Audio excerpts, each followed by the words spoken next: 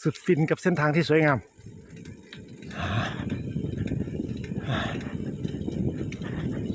บรรยากาศตอนนี้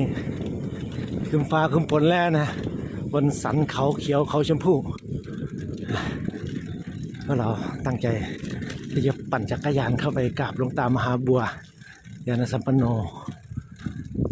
ในพื้นที่สำนักสงฆ์โคสิตารามข้างในเลยนะครับเดินระยะประมาณรวมๆ2 กิโลเมตรจากจุดแยกเข้ามาระเบียงชมวิวศูนย์ฝึกอบรมถึงทางละประมาณเขา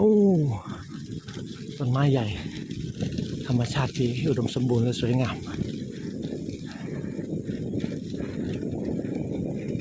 ร่มรื่นมากๆพี่เล็กกับพี่เพือกผัดนำไปไกลแล้วเราเน้นสัมผัสบรรยากาศเส้นทางที่สวยงาม